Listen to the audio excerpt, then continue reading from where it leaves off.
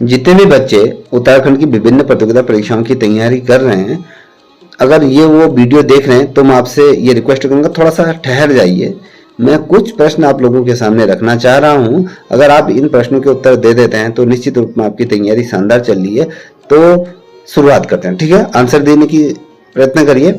मुझे बता सकते हैं कि उत्तराखंड राज्य में स्वशक्ति योजना की जो शुरुआत हुई थी वो किस वर्ष से हुई थी? आंसर कमेंट में दे सकते हैं आप लोग।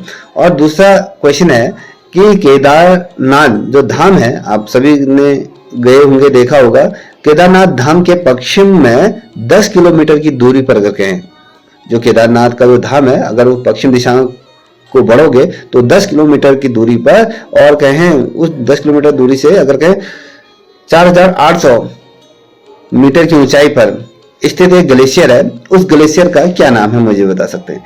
क्वेश्चन मैंने घुमा के रखा है कि केदारनाथ जो धाम है के पश्चिम में 10 किलोमीटर की दूरी पर, या कहें 4800 मीटर की ऊंचाई पर स्थित जो ग्लेशियर है, उस ग्लेशियर का क्या नाम है? कमेंट करिए, ठीक है, अगर आता है तो।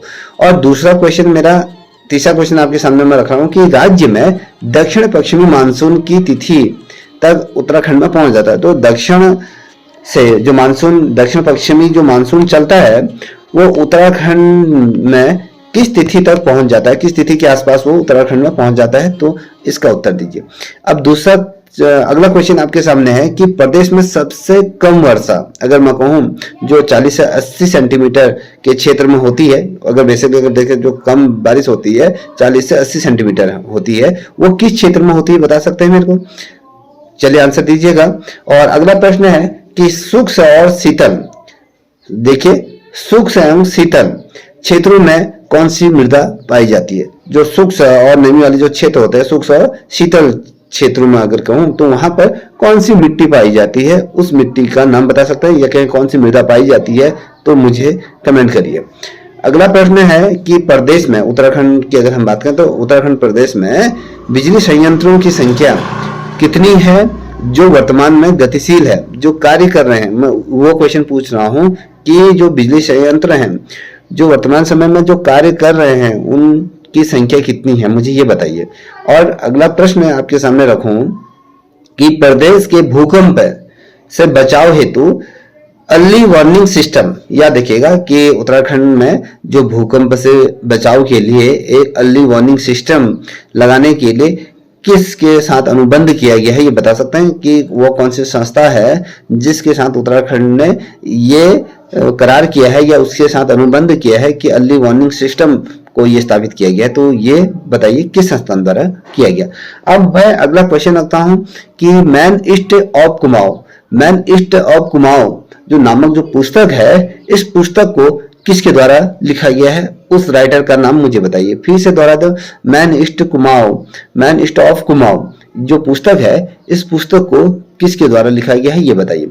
और अगला प्रश्न आपके सामने मैं रखूं तो एक दसौली ग्राम स्वराज मंडल की स्थापना हुई थी, याद होगा आपको अगर आपने हिस्ट्री पढ़ी है। तो मैं फिर कह रहा हूं कि जो दसौली ग्राम स्वराज मंडल है की स्थापना किस वर्ष हुई थी, मुझे ये बता दीजिए, ठीक है। अगर आते हैं तो सारे क्वेश्चन के आंसर कमेंट में दीजिए। और अगला प्रश्न आपके सामने रखता हूं कि किस व्यक्ति को कैंपेन ऑफ इंडियन एम्पायर, फिर से कह रहा हूं, वह कौन सा व्यक्ति है जिस व्यक्ति को companion of Indian Empire, Empire अलंकरण या कहें ये अवार्ड जो दिया गया था वो किस व्यक्ति को दिया गया था, ठीक है। फिर से दोहरा देता हूं, आपको समझ में नहीं आ रहा होगा, किस व्यक्ति को कैंपेनियन ऑफ इंडियन एम्पायर ये अवार्ड दिया गया था, उस व्यक्ति का नाम बताइए। मैंने जैसे कि आपको शुरुआत में ही जो क्वेश्चन रख दिया था कि भैया जो राज्य में जो स्वशक्ति योजना की जो शुरुआत हुई थी वो किस वर्ष हुई थी, तो उसका आंसर कमेंट कीजिए। जितने भी बच्चे देख रहे हैं जो इस वीडियो में आने के बावजूद भी भाग जा रहे हैं, तो उन बच्चों का क्या होगा वो परमात्मा ही जाने। अगर आप लोग इसे देख रहे हैं तो इनका आंसर दीजिए, ठीक है। तब तक इतना ही। जय हिंद, जय भारत, जय उत्तराखंड।